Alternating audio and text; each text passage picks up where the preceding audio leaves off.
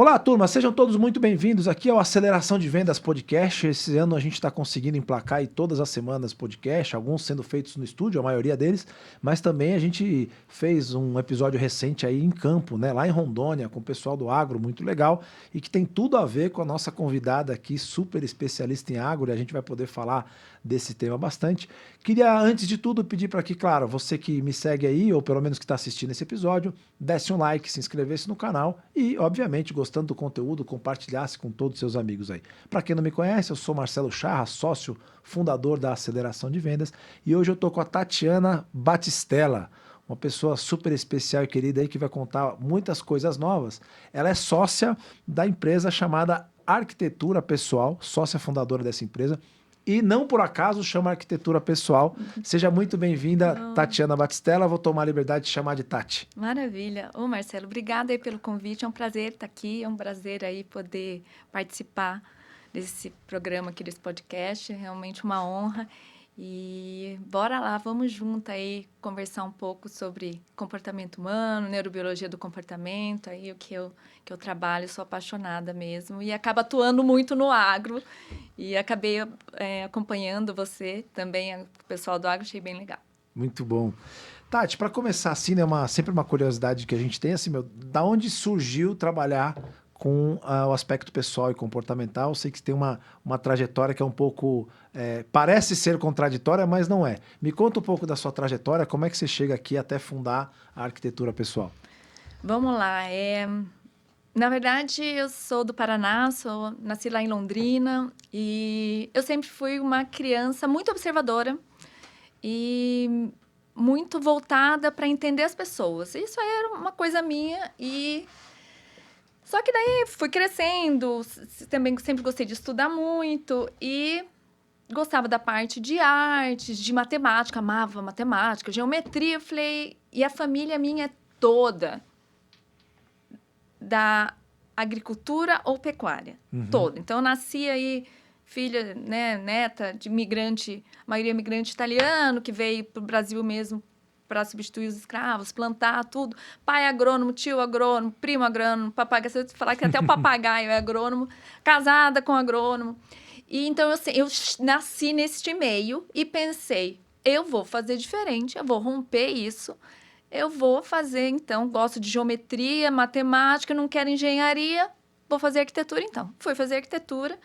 Na arquitetura, já no terceiro ano, eu me apaixonei para a parte ambiental, porque tinha uma disciplina especial de impacto ambiental, de aterros sanitários, achei aquilo o máximo, achei que aquilo ia trazer um impacto legal para a população, então eu sempre tinha um olhar para pessoas. Então, quando eu fui para arquitetura, era para pensar no bem-estar das pessoas, mas pensando no ambiente.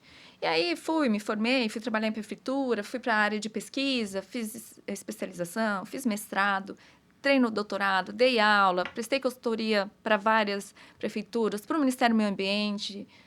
Fiz um trabalho aí bem legal com a parte de planejamento e gestão urbana ambiental.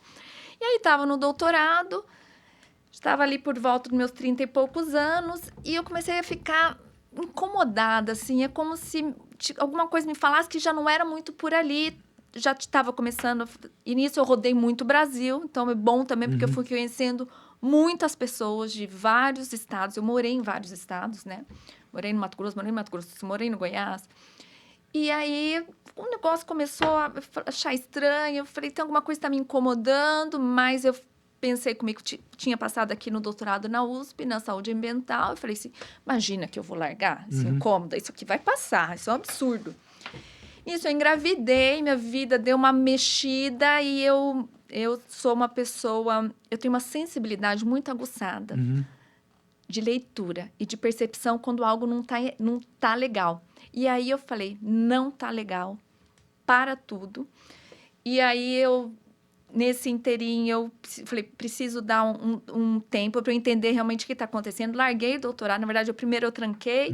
Nisso veio uma mudança para a Alemanha, minha primeira proposta para a gente mudar para a Alemanha, eu e minha família, no caso, sou casada, tenho 2 filhas, hoje uma com 17, outra com 15. Maravilhoso. E meu marido, então, vamos para a Alemanha. Eu falei, boa, eu vou usar essa oportunidade para estudar, eu sempre gostei de línguas, falei, vou me aprofundar em alemão. e vou estudar e vou abrir perspectiva para entender melhor o que eu quero. Falei, vou para a Alemanha, puto espaço urbano, né, urbano ambiental, falam que tem a qualidade de vida. Na época do doutorado, do mestrado, eu estava estudando Jan Gehlke, né, que é um dinamarquês que estuda a escala humana nas cidades. Falei, show, vou. E realmente a experiência mexeu muito comigo.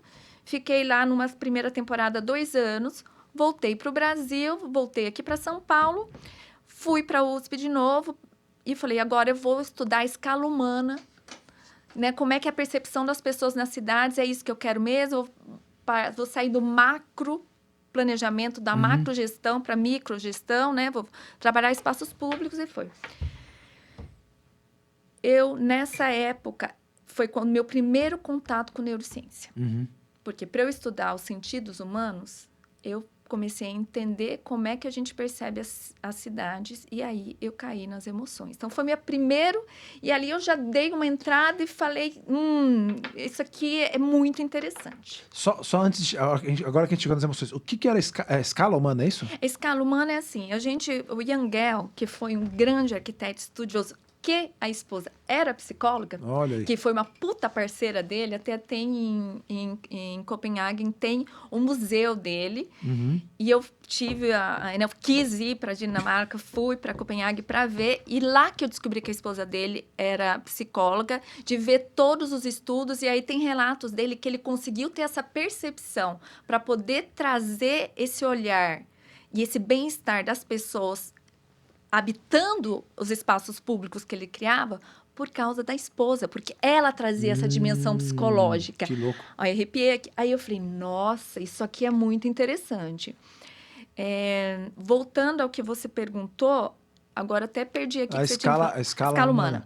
A escala humana é assim, se você andar por uma cidade como Veneza, ou se você andar por uma cidade como Brasília, eu fiz mestrado em Brasília, por exemplo, o tamanho dos monumentos e a largura das vias e a altura dos monumentos, elas são para ser apreciados na velocidade do carro.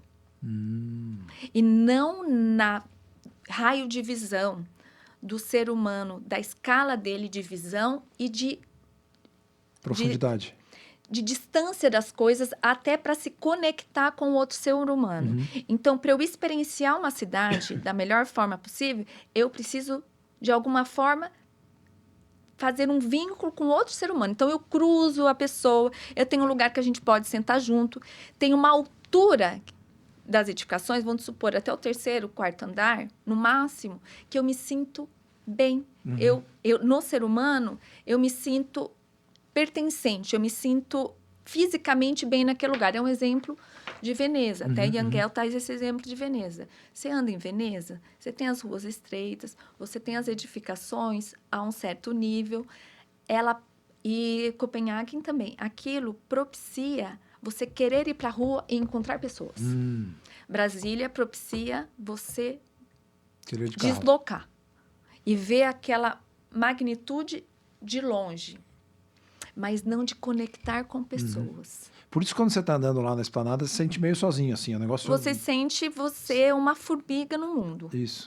Mas não é uma formiga no mundo, não é daquela sensação, quando você está na natureza, que você se sente parte do todo, que é como se fosse um milagre, e você se expande, porque você se sente parte do todo. Em Brasília, o efeito, se você for pensar, ele é o contrário. Você se sente pequeno em relação àquilo. E você contrai. Que legal, que legal. Nossa, muito louco. Escala humana. Escala humana. E foi isso. E para eu entender mais ou menos isso, o que eu tinha que... 2 sentidos em especial, a gente estudou, principalmente a visão. E aí eu comecei a entrar em outros sentidos, né? E nesta época também, Marcelo, não posso mentir, tem que falar a verdade, gosto sempre de falar a verdade. Eu estava fazendo um retorno da Alemanha com uma filha de 6 para 7 anos que sentiu um impacto emocional muito grande de realidade. Da volta? E ela começou a travar na escola. E eu voltei da Alemanha sem conseguir terminar a minha formação em alemão. E eu sou... acho que a gente vai acabar tocando nesse ponto hoje. Eu sou intuitiva. Eu não sabia explicar por quê Eu só sabia que eu precisava terminar a minha formação em alemão até a universidade. Meu marido trabalha numa empresa alemã. Então, a gente foi para a Alemanha como um processo de expatriação, certo? Geralmente, nessa empresa, o que é normal? Se você vai uma vez nesse processo de expatriação, você esquece que você não volta. Então, as pessoas falavam, você tá ficando louca. Nessa correria que você tá ainda, entrando no doutorado de novo, com 2 filhas pequenas, mudança, reformando apartamento, você vai continuar o alemão? Eu falava, vou. Por quê? Eu falei, porque eu sei que eu preciso continuar. Quando eu entrei nessa segunda fase para me aperfeiçoar mais em alemão, eu, não por coincidência, caí na turma ou na sala de uma neurocientista. Se chama Milena Ramacciotti.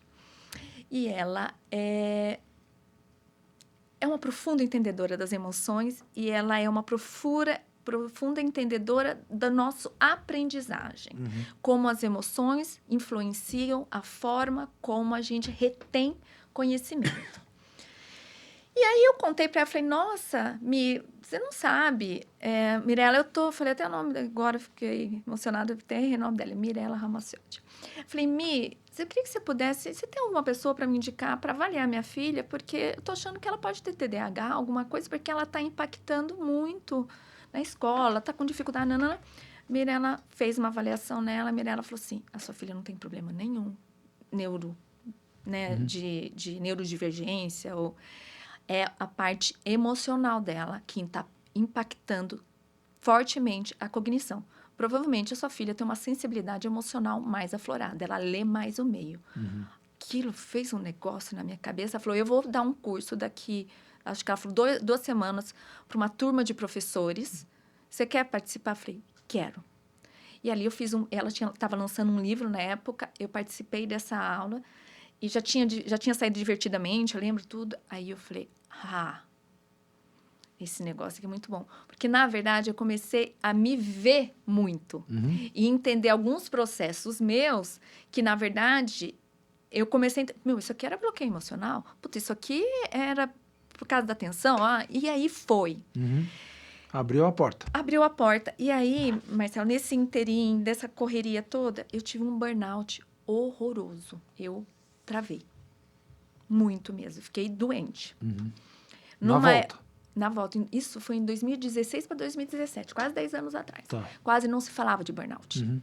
Não tinha, assim, o que a gente tem NR1 hoje, dados, nada, não tinha. Só que eu, novamente, tive a sorte, que eu acredito que nada é por acaso, eu caí numa médica que passei um monte de exame, fez exame da minha hipófise, então falou assim, você tá com insuficiência da sua glândula adrenal, né? Que é a que produz o cortisol. Ela falou, para tudo. Você vai ter que dar uma paradona. Eu tive que sair do doutorado pela segunda vez. Ela falou, para tudo, porque senão eu vou ter que te internar. Você tá em total exaustão mental. E nisso, meu pai faleceu. Meu pai faleceu, ficou uma fazenda. E a família desesperada. Então, eu em processo de reconstrução, eu sou muito proativa e eu não consigo ver as coisas. E meu pai faleceu, eu falei, eu não consigo ficar parado. Eu falei, então vamos lá. Eu vou desacelerar do campo mental. Eu vou entrar em ação em coisas práticas da fazenda. Comecei do zero e comecei a me reorganizar internamente e tocando a fazenda lá no Paraná. E eu acho que foi ali que nasceu a arquitetura pessoal. Porque eu tive que fazer esse processo sozinha de me reconstruir depois de um burnout. E aí eu sou curiosa, gosto de estudar, é uma característica muito forte minha, sou estudiosa mesmo. E eu comecei a procurar mais e me reorganizar e entender o que eu ia fazer da minha vida naquele momento. Eu sabia que o rastro era por as emoções e eu comecei a ir. Fui a segunda vez para a Alemanha. E nessa mudança, deixei a empresa da família, chama Instância 2T, rodando de novo. Acabei trazendo uma força muito grande de ação, que eu, na parte de planejamento e gestão urbana, você imagina no Brasil, você faz o planejamento, na hora de gerir, acontece o que você planeja? Não. Agora eu entendo por que eu quis mudar de área. Eu fui engolir numa frustração do cão. Quando eu fui para a fazenda, eu falei, nossa, como é bom fazer as coisas acontecerem. E aí, eu falei, eu não sei como é que vai ser ainda. E eu falei, vou fazer uma primeira formação como coach, para ver se isso rola, se faz sentido essa área Meio com mesmo. preconceito, assim. Tipo, Bem, tá. cheio Foi de esse negócio preconceito, aí. cheio de preconceito. Mas eu falei assim, que mal tem? Se eu quero ir para ação logo, não dá para eu ficar 5 anos numa faculdade, para eu até entender se eu quero isso para minha vida. E aí, nisso surgiu, fiz uma formação, que é uma empresa aqui no Brasil, que tem uma certificação internacional, que é o ICI. Comecei a trabalhar aqui, a atuar, principalmente, na verdade, com coaching de carreira, porque era o que eu tinha acabado de passar e eu queria poder ajudar no que eu tinha sofrido igual a cachorra. Fui a segunda vez para a Alemanha e falei, chegou a hora, agora eu vou montar minha empresa. Como é que ela vai chamar? Aí eu falei, eu tenho um orgulho danado de ser arquiteta, mas pensa no orgulho, porque foi uma formação difícil, assim, eu me dediquei quase 20 anos à arquitetura, né? E eu entendi que eu não ia fazer algo diferente. Porque, por isso que você falou, parece coisa que é totalmente deslocada uma da outra, mas não é. Porque a arquitetura me deu uma capacidade absurda de ler o que as pessoas, nem elas conseguem entender o que elas estão querendo, e começar a ler essa sutileza da necessidade delas. E aí eu falei, se eu quero trabalhar essa construção interna, é sobre pessoas. E eu nunca vou deixar de ser arquiteto, porque eu acredito que a gente não deixa de ser. Eu pego muita gente e falo, mas eu não sou mais médica. Agora, né, peguei uma cliente que é, por exemplo, uma sucessão grande de uma empresa de agronegócio, com fazendas, agropecuárias. Mas eu quero largar a medicina e eu quero assumir um lugar dentro do corporativo, dentro da empresa. E ela fala que assim, Tati, isso foi um divisor de águas na minha vida. Porque eu senti uma culpa. Como é que eu vou largar tudo que eu construí? E eu sempre eu falo aos meus clientes, não tem ou, é e. Você nunca vai deixar. Todas as habilidades que você construiu como médica, ela vai te ajudar no teu próximo passo. E foi mais ou menos isso que eu quis fazer. E trouxe isso. E criei, então, a arquitetura pessoal. E comecei a atuar com a minha empresa mesmo, primeiro lugar na Alemanha. Que legal, que Foi legal. isso. E você chegou a fazer atendimento em alemão para turma, para alemães? Eu fiz muito, eu estudei em alemão, porque Tá. daí sim eu fui fazer uma formação lá, que é a base da metodologia que eu trabalho hoje, que é pela Eilert Academy, que é a formação que eu tenho em ciência das emoções. E essa formação, o alemão é muito pragmático, né? Eu tenho horas e horas de prática. Então, essas horas de prática em atendimento eram todas em alemão. Nossa, que experiência riquíssima. Que loucura da cabeça da pessoa. Cultura. Eu expandi demais. Eu não consigo explicar a experiência que isso me trouxe, até a força que eu tenho, que eu não imaginei que era tanto. Uma curiosidade, né? Não tinha nem noção disso. E existem, vamos dizer assim, a gente já vai continuar nesse papo aqui, mas existe uma diferença da emoção, da mesma emoção do alemão para o brasileiro? Ou tipo de reação, ou... Ai, Marcelo, você foi num ponto tão bom. Aí eu estava atuando na Alemanha, peguei bem época de pandemia, começo de pandemia. Nossa. Então, para mim, foi ótimo, porque começou os atendimentos online. Então, comecei a atender brasileiro distribuído para tudo que é lugar. Então, tinha brasileiro de Londres, Espanha, Austrália, Estados Unidos, atendia do Brasil. Mas tudo nesse processo de se reorganizar profissionalmente, porque estava tudo mudando. E eu comecei a perceber que, por mais que eles tinham... sabiam o passo que queriam dar, tinham até um programa do que fazer, a grande maioria estavam travando. E travando por quê? Travando por causa do medo, da instabilidade. E aí eu comecei a buscar um passo abaixo, né? Não é só o comportamento. Eles sabem, não é só na tomada de decisão. Tem algo antes, travando eles para agir o que eles conscientemente já sabem que tem que fazer. E eu falei, quero voltar para o Brasil. Já sabia que a gente ia voltar. Quero voltar para o Brasil com uma formação em alemão. Estudei tanto para isso aqui, agora eu quero voltar. E eu comecei a procurar formações na Alemanha. Ficavam me indicando, você trabalha com tanta gente de diferentes culturas, então procura aí a parte de comunicação entre culturas, integração intercultural. E eu falava, não é isso que eu quero. E aí um professor meu de alemão me mandou, que ele viu e me mandou, falou, Tati, olha isso aqui, é sobre emoções. E aí eu fui ler, o primeiro bloco dessa formação era uma metodologia feita por um alemão para decodificar emoções. Eu falei, gente, esse pessoal aqui é a coisa mais... Porque é muito difícil eles expressarem emoção. Eles expressam... Diferente do brasileiro, né? Totalmente, porque o motivo neurobiológico deles é muito diferente do nosso. Até a conversa, tá? Então, por exemplo, depois de, né, eu vou entrar aqui um pouco no motivo neurobiológico, mas já dá uma pinçadinha. Se você conversar com um alemão, a grande maioria, eles vão ter uma conversa com você profissionalmente, dentro de uma empresa, o mesmo tom de voz. Ele é assim, ó. Eles são constantes. Isso diz muito como eles funcionam e quais emoções eles acessam, como é que eles vão comunicar aquelas necessidades. E aí, diz muito sobre os talentos deles, sobre as habilidades, como eles se comportam, quais áreas do trabalho eles são melhores. Está tudo conectado, né? E aí eu falei, poxa, esse pessoal aqui que é danado para entender o que eles estão sentindo, que parece que são tão frios, rígidos, distância. Se o cara criou um método que ele faz a leitura da emoção do alemão, eu falei, se eu aprender isso, eu vou fazer em qualquer lugar, porque eu vou fazer com os mais difíceis. Falei, vou nesse negócio, eu vou aprender a fazer isso aí. Por isso, justamente por observar os alemães, falei, se o cara teve a sacada de entender que isso é um tema e foi a fundo estudar, porque o alemão, quando vai fazer algo, ele não faz superficialmente. Ele é acadêmico, ele é científico, ele vai profundo naquilo. E o cara entendeu fazer uma leitura, né, que a gente chama de mímica ressonância, que nada mais é o que a neurolinguística faz também dos músculos faciais, tudo. Eu falei, eu quero ir atrás desse negócio. E eu via que ele correlacionava o comportamento com emoção. E aí eu fui atrás, por isso. Porque eu falava, se o cara fez isso, e eu conseguir manejar isso e entender o funcionamento do alemão, eu vou entender o funcionamento de qualquer população. Seria talvez mais difícil que o do japonês? É igual. É igual, né? Porque o motivo neurobiológico deles é o mesmo. É o mesmo. Bom, já que entramos, o que é um motivo neurobiológico? Ou o que é neurobiologia, né? Antes, para começar do começo. Boa. A neurobiologia, ela está dentro do guarda-chuva da neurociência. Tá? Então, a gente fala neurociências. A neurobiologia, né? Se a gente for dividir a palavra, neuro é tudo sobre o nosso sistema nervoso.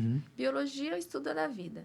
Então, é como se a gente estudasse a vida através do sistema nervoso. E quando a gente vai olhar os últimos estudos, porque esses estudos são muito recentes, né? Até a base da emoção, para a gente entender realmente as descargas emocionais, os neurotransmissores, como é que a nossa secretaria cerebral funciona, é muito recente, porque a gente consegue agora mapear melhor por causa das imagens. E aqui, década agora de 20, né? Então, tudo é muito novo. E aí começou a ter muito mais subsídio para a gente entender qual é a biologia do nosso comportamento. Qual é a biologia humana do comportamento. O que isso conecta? Porque o comportamento não é algo como a gente acreditava ou imaginava, que é dissociado à razão da emoção. Que uma coisa é a minha mente, outra coisa é meu corpo. Na neurobiologia do comportamento, eu entendo que está tudo conectado. Então, vou dar um exemplo básico. Eu tenho... No agro está acontecendo muito, né? RJ. Ou as empresas estão tendo que mandar muita gente embora e remanejar a equipe, né? Então, eu estou lá numa revenda, vamos supor, lá do Mato Grosso. E eu vendo aí as principais empresas, né? Então, estou aí, eu vendo aí, eu tenho... que seja, as grandes multinacionais. Singenta, Bayer, BASF, né?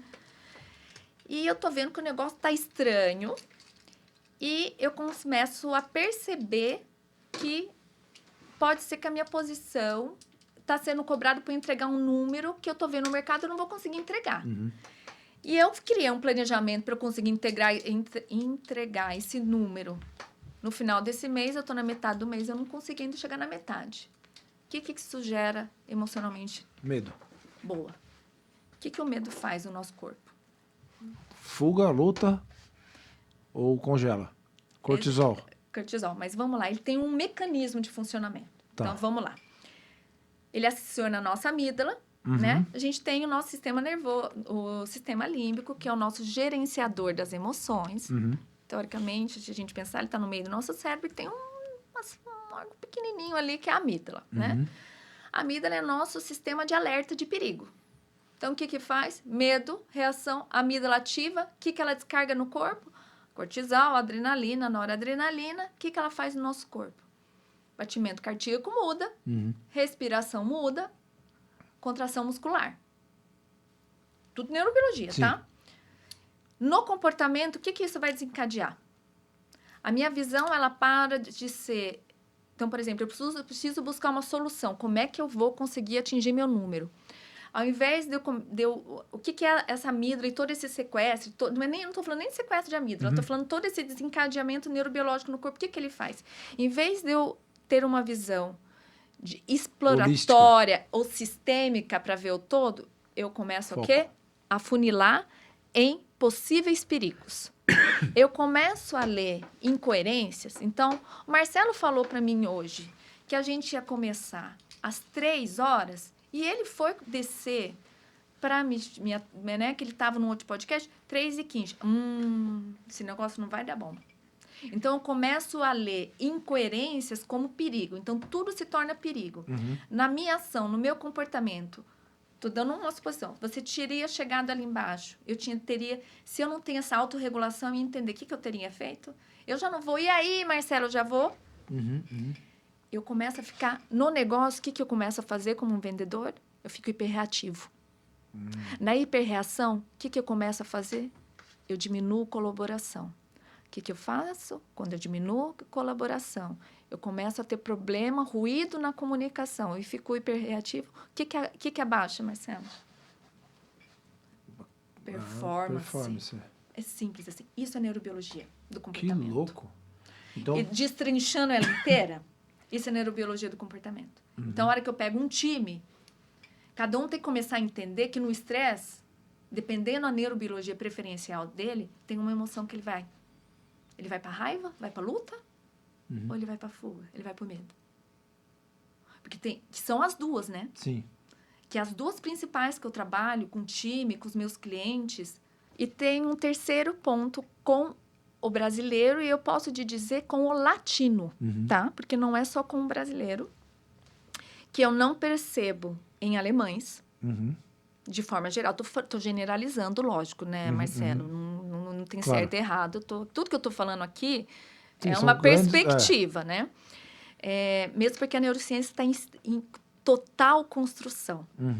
Então, o que hoje eu acredito como emoção, né? O que é emoção, é uma construção do agora. Pode ser que daqui 10 anos a gente se encontre e fale, Marcelo, tudo mudou, agora a gente já tem outra percepção. Mas voltando, eu tinha falado então da raiva, do medo, e no Brasil tem uma terceira, ou o latino tem uma terceira, que eu não vejo, não consigo experienciar ela no comportamento do alemão, e o próprio americano, quando ele está fazendo o negócio, também não.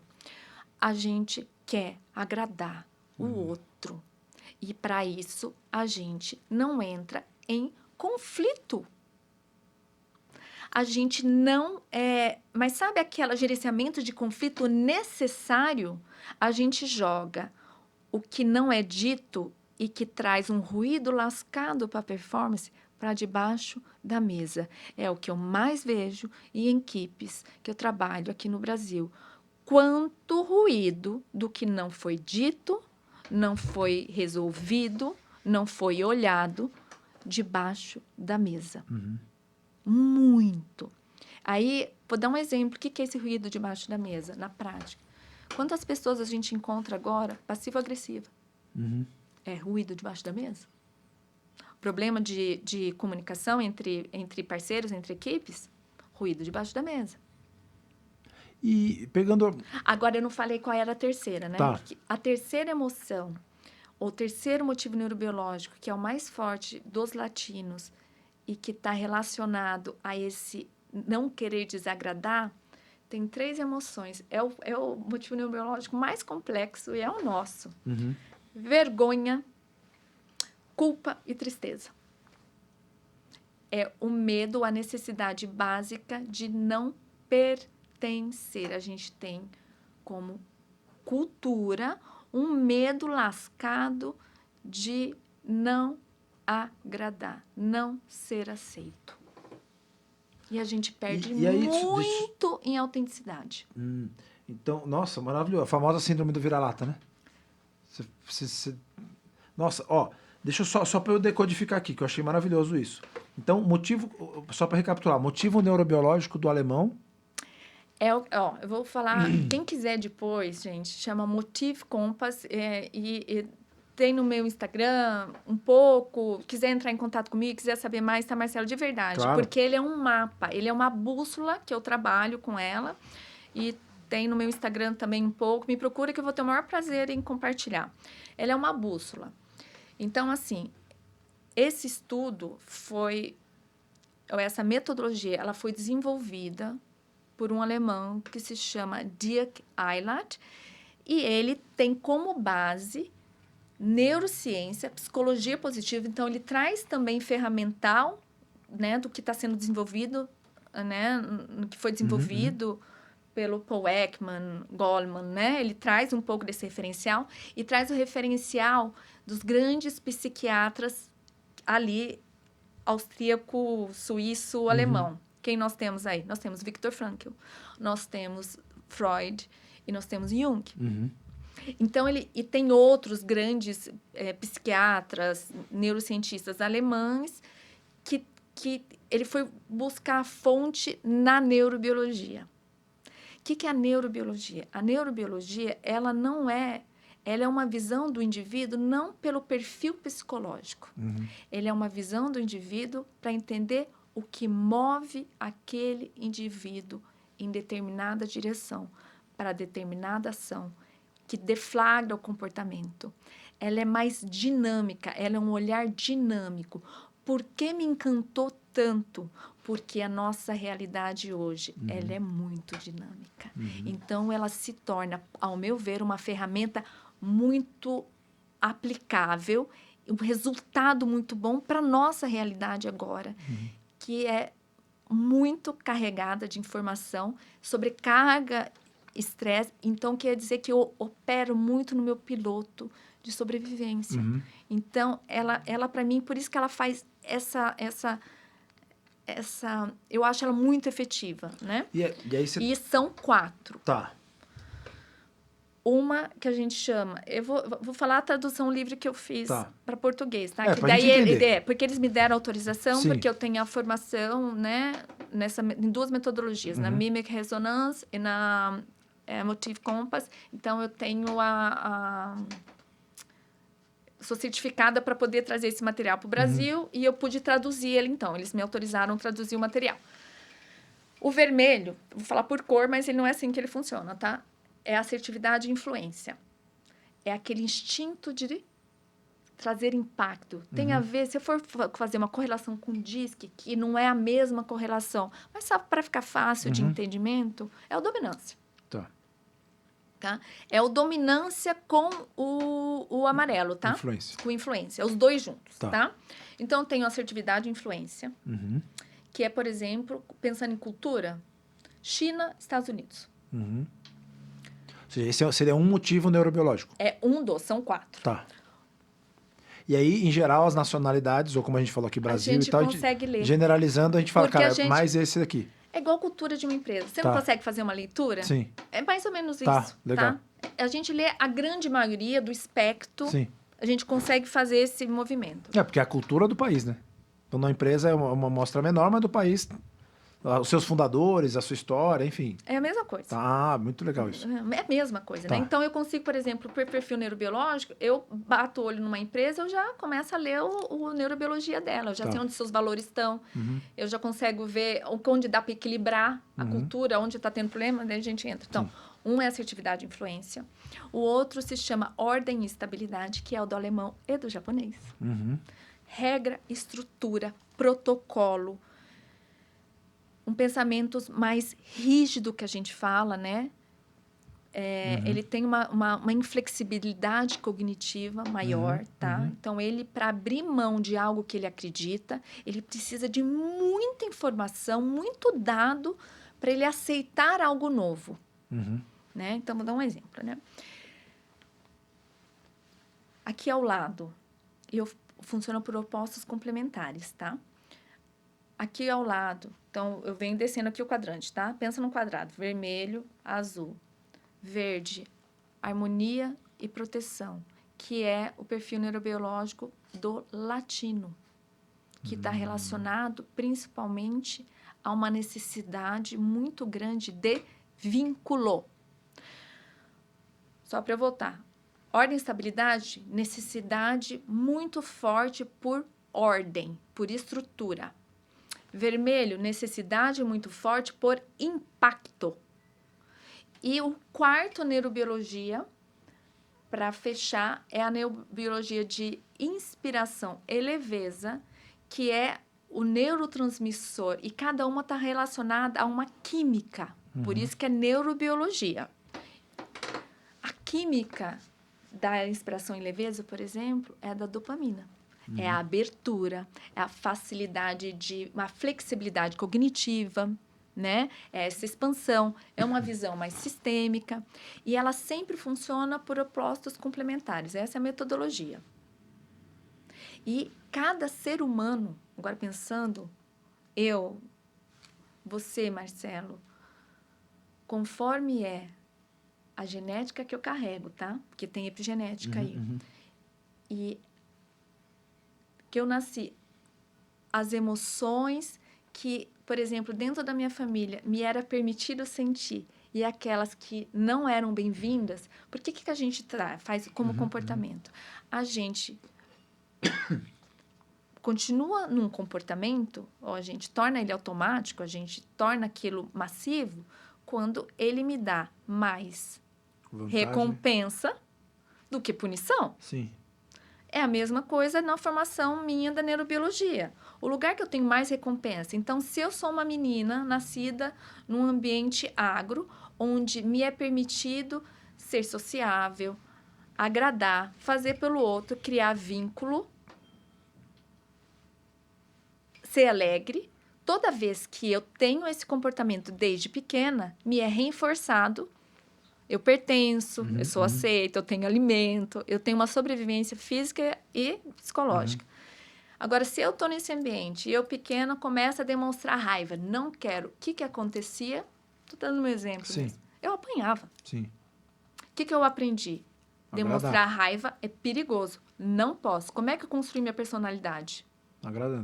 Agradando e engolindo minha raiva. O que isso aconteceu?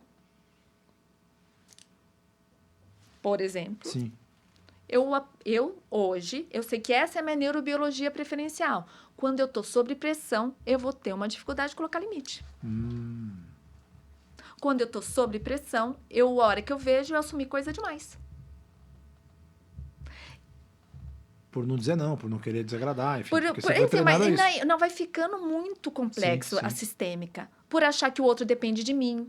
E aí, quando eu faço para o outro, eu me sinto valorizada. E aí se retroalimenta, e aí eu sei também que eu vou experienciar muito mais tristeza, culpa e vergonha. Sim. Que foi a grande virada de chave quando eu apliquei isso na minha vida enquanto eu estava estudando? E que hoje eu vejo uma diferença absurda nos meus clientes e em grupos. A partir do momento... Tati, você vai ser a pessoa mais né? Foda. Para colocar limite, para dizer não, para impor. Não sou, Marcelo. Não sou. Esse é os meus talentos estão, e o meu diferencial está aí. Não tá. Os meus talentos, o meu diferencial está muito na minha neurobiologia.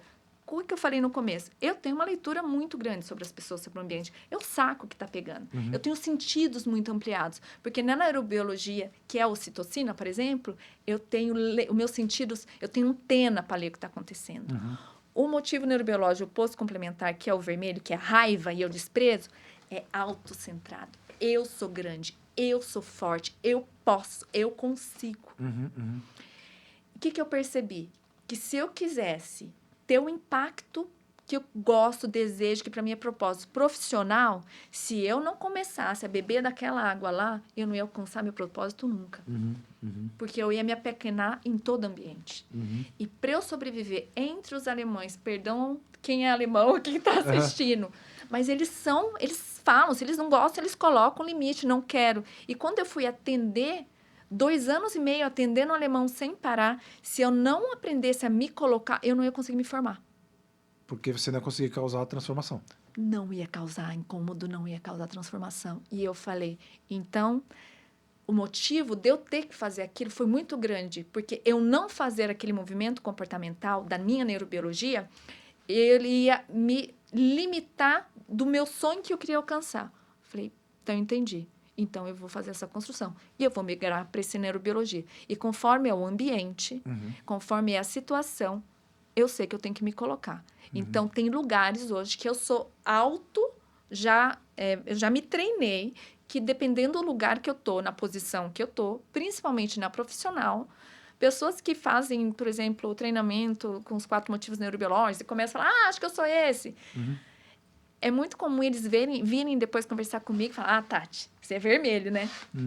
Não, Tati, você é amarelo, né? Eu falo, não sou. E, Tati, você estava, complementando, você estava falando aqui dos 4 motivos neurobiológicos, e a gente falou aqui um que traz impacto, outro que traz ordem, vínculo, e aí o quarto... Inspiração. Ele é a abertura. Ele é a dopamina, né? Que o neurotransmissor, neurohormônio desse motivo neurobiológico é a dopamina, a mais forte, né? Qual é a função da dopamina? A dopamina, a grande parte nossa, né, pelo menos até hoje que a gente estuda, ela está muito aqui no nosso córtex pré-frontal, né? Então, por exemplo, quando eu tenho essa neurobiologia forte em mim também, que o brasileiro tem, tá? Essa é uma segunda neurobiologia bem forte no brasileiro, tá? Eu consigo, conforme a situação, eu consigo olhar sistêmico, flexibilizar, aprender de outra forma, recriar. Só que isso são os pontos positivos dessa neurobiologia, né? Os pontos fortes. Qual é um ponto, por exemplo, de alerta ou que quando eu pego uma pessoa dessa neurobiologia ou um líder, eu sei, por exemplo, que o perigo dele é tédio. O perigo é ele começar algo e não terminar nunca. Ele adora começar um projeto, ele detesta ter que terminar um projeto. E para a gente falar de nações aqui, né? A gente só para tentar fechar esse... Então a gente falou, os alemães são impacto, é isso? Não. Ordem, desculpa. Os alemães são ordem. Mas é muito louco. Aqui é difícil, assim, preto e branco, mas é assim. Tem algo além disso. Geralmente, a minha neurobiologia preferencial tem uma asa que eu converso bem. Sim. Então, o vermelho, o alemão, ele vai muito para a asa do impacto, na necessidade. Ordem e impacto, talvez. Ele é ali no meio. A ordem com impacto, sabe o que é? É o controle. Tá. A ordem com impacto é controle. E aí a gente comentou aqui na questão da harmonia, do vínculo, que é meio os latinos, brasileiros. É uma necessidade, a gente é mais empático, vínculo, a questão de família, a questão de amigo, parceirão. Talvez tenha a ver também, de novo, com a fundação, com a cultura do país, enfim. Porque se a gente olhar como latino, por isso que eu falei que tem muito uma questão de latinidade, né? Você eu convivo, tem uma amigona espanhola. Não muda muito, entendeu? Entendi. Tem igual minha família é italiana. Eu vou para Itália, a grande maioria é italiana. Eu vou para Itália, a sensação é que eu estou em casa. Sim, sim. Só que também tem isso. Essa neurobiologia, são vários componentes, mas é muito interessante, por exemplo. É uma que entra todo mundo um na vida do outro. O limite não é claro. Entendi. Na Alemanha já não aconteceria isso, né? No Japão, enfim. Nem nos Estados Unidos. Nem nos Estados Unidos, Mas tem um limite claro bem... ainda. Nos Estados Unidos, lindo, estamos todo mundo junto, nananã, acabou o trabalho, acabou o curso que a gente está fazendo junto, nananã. Eu te convido para ir na casa dele? Não. E uma outra nação que tem a ver com a inspiração, Leveza? Eu fiquei pensando assim, onde será que estaria a Índia nisso? Eu acho que a Índia é um verde, né? Ela é um verde com um amarelo, mas ela é bem um verde, né? Que verde é o... O do vínculo, o do... Porque Inspiração e leveza? o vínculo... Não, ele chama ordem... Harmonia e proteção. Sabe por Harmonia e quê? Vou proteção. dar um exemplo. O indiano ainda tem casta. Ele é passivo para a regra. Ele não... Ai, boa, tem uma boa. Na junção do azul com o verde, é o não ação. É não quebrar status quo. Então, é um povo passivo, concorda? Sim. Então, eu diria que ele está ali na integração do azul. Tá. Não entra na ordem de estabilidade, mas não necessariamente precisa, Entendi, entendeu? sim. Tem uma ordem. Tem uma ordem, tem a tradição, hierarquia, a tá. hierarquia é seguida, a tradição é seguida. E bem nesse ponto aqui embaixo, a gente chama de inércia, não ação. Eu não rompo o status quo. Entendi.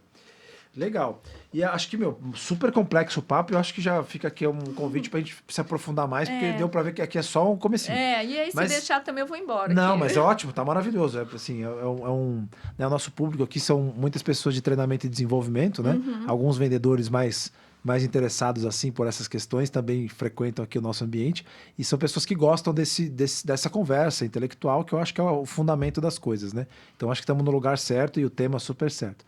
Mas eu queria trazer então todo esse conhecimento, né? E aí você tem uma atuação muito prática, muito pragmática. Que, né, pô, tô lá com um time, o time não tá batendo meta e legal, o cara até vai saber ali o motivo neurobiológico dele, mas queria que a gente caminhasse um pouquinho para falar um pouquinho dessas questões mais práticas. Então, como é que isso no dia a dia, né, você falou, cara, tem uns não ditos, né, nos não ditos mora muito a baixa performance, né, que o cara se torna passivo-agressivo, etc e tal. O que você tem mais visto, assim, né, acho que temos em comum aqui, quando a gente fala de vendas, né, quando você vê um time que não performa, assim, e aí talvez não tanto no techniquez, mas da parte prática, onde é que mora essa não performance? Tem uma fórmula que eu adoro, que chama alta performance é igual a potencial menos interferência, né? Do escritor que escreveu o livro O Jogo Interior do Tênis. Maravilhoso. E quais são, na sua leitura, assim, as principais interferências que moram em times de baixa performance? Arrasou. E você sabe que eu conheci você lá naquele evento da Startse, e eu fui assistir lá um workshop que você deu, né? E sabe o que me chamou a atenção? E aí eu falei, gostei... Marcelo, você sabe, depois eu fui te procurar, sim. né? Falei, eu gostei desse cara, porque ele entende a camada mais profunda da performance, que foi... Eu vi essa fórmula que você trouxe. A interferência, para mim, hoje, o que eu acredito que eu trabalho, ela é interna. É como eu lido com a situação. Então, o que eu posso perceber? O que eu percebo hoje em times muito, uma grande interferência. A culpa não é minha. A responsabilidade não é minha. É o dólar, é o fertilizante, é aquele produto comoditizou, né? Tem muita comoditização hoje no agro, muito, né? Então, uma briga por margem, assim. É sempre algo para além de mim. Eu não... E o que é essa interferência? E aí, aí entra uma skill que eu acho ela essencial, inclusive quando você fala, que eu adoro o teu termo quando você trouxe, autorresponsabilidade radical. Que é o que eu conheço, né? Como inner skills. Que é tudo que é esse auto. Então, o que eu faço em treinamento? Então, por exemplo, primeiro você dá um overview de tudo, né? E aí, eu dou... E daí eu também tenho que falar, né? Eu tenho a arquitetura pessoal, que é uma área que eu trabalho muito a parte de mentoria de pessoas, dou aula, né? E palestra, workshop. E eu faço parte também, sou sócia fundadora de uma... Não sou sócia fundadora, eu sou sócia, porque eu fui convidada para participar. Se chama Cruzara Consultoria, que é uma consultoria de inteligência de mercado para o agro. Então, o que a gente faz? Eu falo... Porque na hora que eu estou explicando, tá todo mundo assim, eu não faço isso. Não, eu, né? É sempre eu, Nossa, não. Nossa, conheço alguém parecido. Mas eu não. Então, eu crio dinâmicas de roleplay de uma situação de venda.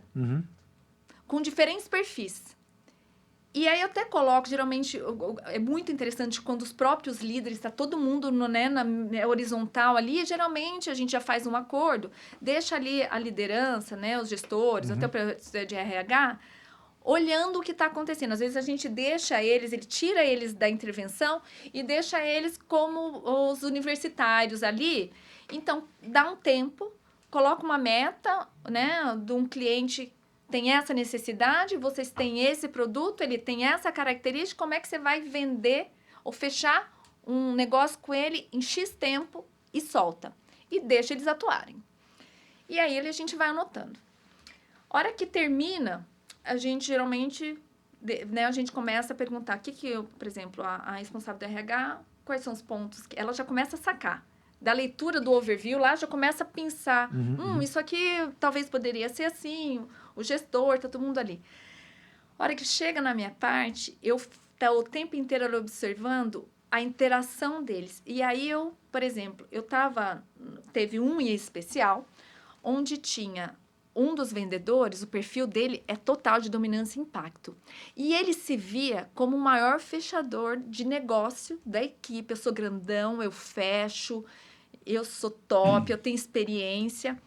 E aí, na hora da interface, ele não deu espaço para ninguém.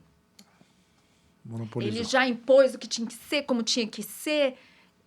E, teoricamente, os compradores, os clientes, eram da própria equipe, né? E aí, eu paro e viro para a equipe, para os compradores que fizeram o papel da equipe. E eu falei, se ele tivesse parado aqui e dado espaço para perceber a reação de vocês, vocês tinham fechado mais? Tinha. E aí, nessa interface, você começa a falar, e se ele tivesse feito assim? Porque são tudo possibilidades, né? E se ele tivesse feito assim? Talvez tinha fechado mais assim, assim, assim. Você ia ter se sentido menos E aí, às vezes, eu perguntei, por exemplo, você se sentiu um pouco... Constrangido? Não é invadido, mas assim, como se meio forçado, pressionado. Como é que você ficou? Porque o cara... Foi nítido, né? Sim. Mas na correria ali, o cara, no automático dele, ele não percebe. Só foi ele. Só foi. Ele não deu espaço nem para a parceira ali do negócio. Então, era um exemplo prático. A hora que a gente fez a dinâmica e deu essa resolução final, este mesmo cara, grandão, só vendedor, o cara desabou. E aí, caiu algumas fichas de feedback que ele escuta e ele falava, isso é um absurdo. Não está nem preparado para ouvir, né? E ali foi um exemplo muito crítico. O cara desabou. Você sabe que a gente... É um exemplo, sim, tá? Sim, exemplo então, por prático. isso que tem que ser na prática. Eu tenho que colocar eles em ação. Sim. Você sabe que a gente tem feito isso, tem surgido com mais frequência, porque eu acho que um pouco dessa leitura das camadas que a gente vê, né? Que as empresas querem implementar o CRM. E por muito tempo o foco foi na questão processual. O pedido sai daqui, vai para cá, aperta o botão, vai daqui, vai para cá. E a dor mesmo é que ninguém segue o processo. Essa é a real dor. E aí quando você entra nessa camada, então tem um fator humano que impede de eu performar melhor na tecnologia. Legal. Quando você entra nesse fator humano, você vai entrar nessa camada dos medos. Por que né, eu comecei a me entregar. Por que o cara não quer usar o CRM? Porque o cara usa o celular. Ele não deixa de usar o celular para usar o orelhão. Então não é a tecnologia. É porque tem alguma barreira emocional aí que não impede, que são todos os vendedores, todos não, mas grande parte, que não conseguem usar a ferramenta. E aí eu comecei a ir atrás disso e cada vez mais a gente tem quase que se especializado nisso, em dizer, cara, como é que a gente quebra os paradigmas e as crenças limitantes dos times de vendas com a tecnologia? Porque não é se o cara vai passar por essa barreira, ele vai ter que passar. Aí você quer discutir inteligência artificial, mas você fala, o cara não consegue utilizar o CRM, os dados básicos. Então existe um bloqueio com tecnologia e que vem de uma questão comportamental. E aí o lugar que eu mais achei em comum é a questão do controle. O cara não se permite ser controlado, que tem a ver com esse caso que você trouxe aí.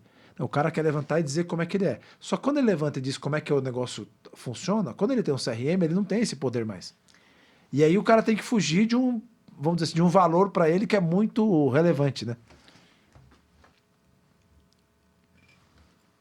Tem uma outra metodologia que eu gosto demais, que se chama The Human Element, que foi criada por um americano muito louco, psicólogo, que se chamava Will Schultz. Ele fez um trabalho profundo com a Marinha Americana. E ele era um cara que foi montando ali equipes, e ele foi contratado pela Marinha. Eu quero que você forme as equipes para a gente entender um padrão para montar o maior número possível de equipes que performam. E ele começou a estudar. Então, vamos lá. Algumas características, hard skills, perfeito, precisa ter. E ele foi ali nas soft skills ou habilidades interpessoais. Então, ele falava, joia, pessoal que tem alta capacidade de hard skill e altas competências, né, de soft skills, super performam juntos, aí tem a composição, tá. E ele fazia lá, teve muito estudo, muita métrica, e ele falava, poxa, eu consigo chegar, vamos falar em porcentagem, a 75% de performance desse grupo. O que é esse diferencial de 25% que por mais que eu mude, tento, não vai, né? Não chega não consigo ultrapassar essa barreira. E ele foi estudar, emergiu, fez altas experiências de tudo que você pode imaginar. O cara é muito louco. Foi muito louco, mas um gênio. Interferência. Era a minha habilidade de percepção sobre como eu funciono. Inner skills.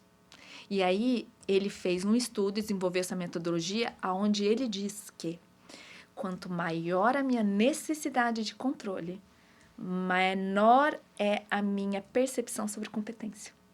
Peraí, vai de novo. Ó, que louco! Quanto maior a minha necessidade de controle, mais incompetente eu me sinto. Eu não tenho confiança em mim, no outro e no sistema. Nossa, eu falo da matriz de competência e consciência, aqui tem uma matriz de controle e competência, né? Quanto mais eu tenho necessidade de controle... Aí até que se eu tivesse a desenhar, eu ia desenhar para você, é assim. Elas são inversas. Então, quanto mais eu tento controlar, menos eu confio. E é confiar em tudo, tá? Confiar na minha competência, confiar na competência do outro e confiar na competência do sistema. Que eu sempre Entendi, digo, se eu tenho que controlar muito é porque eu não tô confiando em nada. nem em mim. Nem em mim. E esse é o pulo do gato. Isso E é se louco. eu não confio em mim, se eu tenho que passar, né, fazer um CRM, e se o povo descobrir? E se descobrir que eu tô vulnerável? Porque aí, na verdade, o CRM é um controle, mas não é o seu controle. É o controle da empresa. E significa, então, que não está mais no seu controle. Está no controle de outro. E aí eu fico E eu preciso confiar. Vulnerável. E qual é o pavor hoje da nossa sociedade? Pavor. Ficar vulnerável. Por que a Brené Brown vai exatamente na dor e por que ela explodiu? Porque ela trouxe isso para cima da mesa. Sim. Eu morro de medo, porque eu conecto vulnerabilidade com fraqueza. Vulnerabilidade com perigo. Fiquei vulnerável, pensa no nosso pensamento ancestral. Isso é crença ancestral. Sim. Eu, enquanto Homo sapiens, quando Se a eu estava vulnerável... apagar, fiquei vulnerável, vou morrer. Vulnerabilidade igual a morte. Se eu não criar um vínculo... Com uma tribo que vai me proteger... Morro. Se eu não julgar quem eu posso confiar ou não numa tribo, o que eu faço? Morro. Porque hoje, outra coisa que eu percebo muito hoje né, nas dinâmicas, a gente não percebe o outro. A gente não vai num sentido assim de vou perceber qual que é a necessidade que tá. O cara tá sendo hostil comigo. Deixa eu entender qual é a necessidade dele por trás disso. Isso dá uma virada de chave. Eu só reajo, né? Eu acho que é contra mim, eu já acho porque o cara é ignorante, é porque o cara não tem consciência disso, é porque o cara não... Eu faço uma lista do cara. E a hora que eu viro, isso acontece muito em processo de mentoria, a hora que eu viro pro cara, você já pensou por que o cara tá reagindo assim? Vamos lá no motivo neurobiológico de novo. Você falou, o cara é não sei o quê. Tá bom, qual que é a necessidade dele que não tá sendo atendida? Você acha que ele tá reagindo assim por quê? E aí, a hora que você percebe como que o outro reage, a imagem contra você imagem. para de julgar o outro, porque você entende que é funcionamento dele. E aí a tua percepção faz assim, ó. A gente tem uma tendência em julgar? Tem. Por quê? Porque é mecanismo nosso de sobrevivência. Na tribo eu tinha que fazer o quê? Sim, julgar quem tá do meu lado e quem não tá. Qual era a consciência de uma tribo? Nível de consciência, córtex pré-frontal. Viver ou morrer. Tipo, né? Baixa. Hoje, com a capacidade que a gente tem de consciência, mas eu continuo operando na sobrevivência. Sim. Tem um descompasso do quanto eu consigo imaginar, projetar, abstrair, que é uma habilidade super desenvolvida nossa do córtex, só que eu falo que a gente está usando ela de uma forma catastrófica. Até eu tenho uns clientes que eles mostram de rir, porque eles já sabem minha frase. Eu falo, lá vem o cenário catastrófico. O cara só vê o... Porque a gente usa essa capacidade nossa hoje abstrativa, em vez de criar essa imagem para perceber melhor sistematicamente, eu uso ela para julgar e criar cenários catastróficos. O que a gente tem muito alto hoje, Marcelo? Ansiedade. Quem não tem? Eu falo que sai na água, sai na torneira. Sim. Então, quando a gente consegue entender, por isso que eu gosto tanto da neurobiologia, porque eu paro de colocar uma pessoa num perfil e eu começo a entender por que ela está funcionando daquele jeito. E aí, tem uma virada de chave. E aí, se o outro funciona daquele jeito, responsabilidade dele. Agora, como eu vou reagir ao que me é oferecido, ou ao que ele me responde, ou a essa situação de crise, aí entra a autorresponsabilidade radical, que eu adoro, que você fala, que eu acho ela sensacional. É eu. Então, a hora que um vendedor, quando eu consigo pegar ele em mentoria, ou quando ele ficou numa situação constrangedora, porque fica. Sim. Se expõe muito e tal, enfim. Ali na frente de todo mundo nesses treinamentos, né? Por isso que eu falo assim, gente, aqui muito respeito, eu sempre tento, né? O que acontece em Vegas, fica em Vegas, porque todo mundo vai entrar numa situação vulnerável ali. Sim. E, como você acha que você acredita também, existe crescimento sem desconforto? Não tem. Sim. Então, eu já chego falando, vocês vão se sentir desconfortável hoje, isso é até algo engraçado. Quem que é essa louca, e eu já me apresento, essa louca que tá vindo aqui hoje, vai deixar vocês desconfortáveis, mas é pro bem, tá? Sim. Tamo junto, no final vai ficar bom. Muito bom. Mas é porque é nesse sentido. E aí, às vezes eles vêm perto de mim e falam, eu falo, por que você tem que assumir tua responsabilidade? Como você se gerencia, é você, não é responsabilidade do outro. Boa. Tati, muito bom papo. Pra gente ir pra nossa reta final, passa rápido, né? Já deixa o convite pra gente fazer uma nova rodada aqui. Oh, por favor, vou adorar. Porque, assim, é muito legal e você tem uma fala suave, assim, que vai... Sou empolgada, né, Marcelo? Eu amo o que eu faço. Que coisa boa. Tati, agora bem rapidinho, assim, no pique, eu vou fazer algumas perguntas e aí você... Né, o que um líder nesse lugar, assim, ou seja, do não óbvio, tá? Então, a gente tá na camada não óbvio, sutil, psicodélica, esotérica. Boa. O que um líder precisa ter hoje, uma ou duas coisas que um bom líder hoje precisa ter para poder conseguir entender esse mundo que nós vivemos? Ele tem que se permitir... Eu adoro a possibilidade de eu estar errada. Ele tem que permitir quebrar as próprias verdades. Ele tem que se questionar, se perguntar. Eu acho que isso é uma grande habilidade. Eu preciso ampliar o meu olhar sobre mim, sobre o outro. Eu acho que um bom líder hoje é uma pessoa questionadora. E eu não estou falando do sistema, não. Não só do sistema, mas dele mesmo. Eu acho que um bom líder hoje é um líder que aprendeu que a intuição é essencial para a tomada de decisão. E acho que um outro podcast a gente fala só sobre intuição. E ele aprendeu que ela é uma habilidade que pode ser ampliada e ela perpassa a autorregulação. Não existe intuição sem emoção, tá? Porque a emoção é um sistema límbico e ele é uma resposta inconsciente. Ela vem de um lugar inconsciente, né? A intuição, né? Ela é rápida.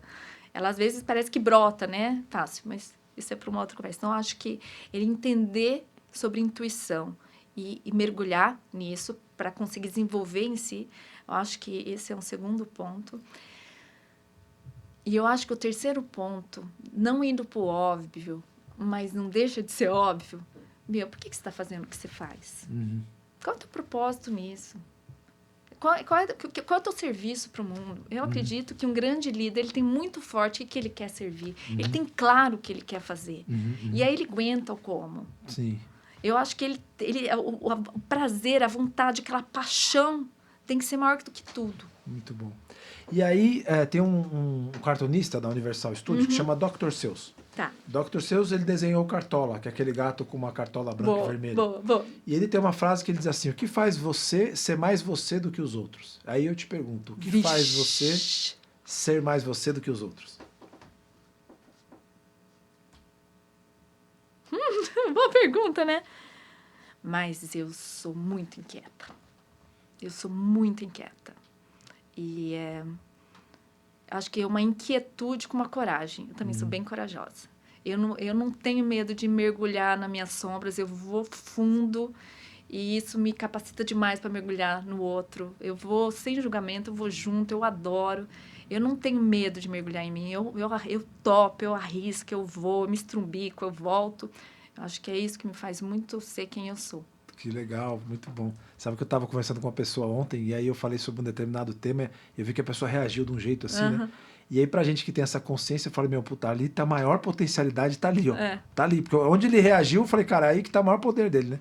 Mas aí, às vezes dá pra avançar, às vezes não, né? Nesse caso... Na verdade, Mas só trouxe isso porque essa questão da coragem de mergulhar na sua escuridão, né?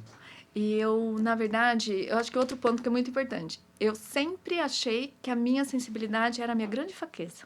E eu via isso como coisa horrorosa para a vida. Porque eu somatizei muito no corpo, né? E a hora que eu virei a chave, eu entendi que essa era a minha maior potência. Que e eu comecei a olhar isso como algo bom, que não é fácil, mas é potência. Acho que e eu só pude fazer isso se eu vou na minha sombra, porque senão eu não consigo acessar todas essas informações. Então, acho que é isso. Muito bom, muito bom. E aí, agora voltando à pergunta, o que você viu, né, na apresentação, lá na aceleração, ou mesmo no trabalho, que te chamou a atenção, que faz, nossa, aqui no caso, eu, Marcelo, ser mais eu do que outros? Eu acho que você tem uma visão sobre algo que é muito batido, mas de uma outra lugar, de uma outra consciência, e eu acho que você toca as pessoas.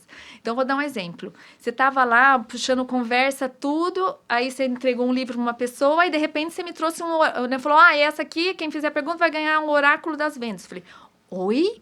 Ele tem um oráculo das vendas? Que sacada, que autenticidade. A pessoa tem uma visão maior, entende sobre simbologia, me deu essa sensação de que você é curioso, que você amplia padrão, que você busca coisas novas. E eu achei isso muito diferente em você. Muito bom, legal. Sempre faço essa pergunta porque eu gosto de pesquisar sobre a própria identidade. E foi por isso que eu fui atrás de você, por causa do oráculo. Que legal. O cara fez um oráculo. Não, agora eu vou ter que ir lá falar com ele. Que legal, muito bom. Agora a gente vai aprofundando, precisa sair um novo aí, né? Mas já sai. E aí, se a Tati de hoje encontrasse a Tati com 7 anos de idade, o que ela diria pra Tati com 7 anos de idade? Vem uma música. Qual? Calma. Slow down, your little child. Eu acho que eu diria, vai dar tudo certo, bora lá. Boa. Acredita em você, mesmo que todo mundo fala, tá louca, não é isso. Continua seguindo o que você acredita, esse é a maior guiança. Segue firme. Boa. E se a Tati agora de 80 anos encontrasse a Tati de hoje, o que a Tati de 80 diria pra Tati de hoje? Ai, que orgulho de você. Ai, coisa boa, muito bom, muito bom. Tati, maravilhoso, adorei o papo. Fica o convite. Ai, tá vendo? A sensibilidade, ela aparece, Marcela, não tem jeito. Ela vem quando a gente menos espera. Que coisa boa. Fico feliz aí que a gente conseguiu bater essa agenda, ter esse papo. Queria agradecer você pela presença, pelo seu compartilhar aí de várias informações novas assim no campo do comportamento, que eu acho que é onde está a nossa maior potência humana hoje pouco aproveitada. Te deixar meu livro. Você é a segunda pessoa, né? Acabei de dar um livro ali embaixo, mas você é a segunda pessoa que vai receber o livro que saiu fresquinho hoje. E você vai ter a oportunidade de ter tanto o meu autógrafo quanto o do Luiz Ricardo, que você vai encontrar daqui a alguns maravilha, minutos. Muito obrigada. É um prazer enorme. Já li o seu, eu digeri ele o dia que você me deu ele lá na Start. E eu, em uma semana, já tinha lido inteira, já tinha dado pro meu marido, tem que ler. Que legal, coisa boa. Tati, olhando para a câmera da verdade aqui, deixa um recado, suas redes sociais e como é que as pessoas te encontram. Tá, para me encontrar, então, pelo Instagram, que é @tati.batistella.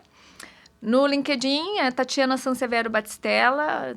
Eu adoro troca, me procura lá e a gente, para quem quiser conhecer melhor o trabalho, quiser informação, por favor, fica à vontade.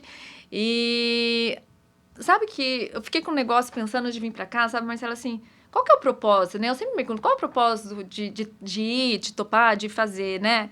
E eu espero hoje mesmo que eu tenha tocado um pouco, cada um que vai escutar esse podcast vai ver, a entender o quanto a emoção está a nosso favor e quanto ela é importante para a nossa potencialização. Meu desejo maior assim, é a gente ampliar essa consciência sobre o nosso comportamento e sobre esse nosso sentir, que é uma grande potência, que nos torna ser humano, é sentir. Então, é isso. Boa. Muito bom. Tati, está aqui seu Oba, livro. Muito obrigado obrigada. pela sua presença. Queria agradecer novamente e deixar aqui realmente o convite para a gente fazer uma próxima rodada.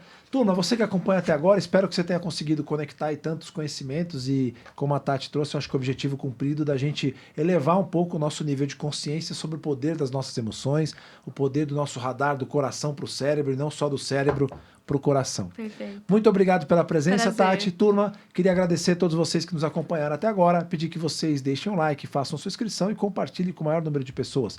Um grande abraço, até lá, tchau! Tchau.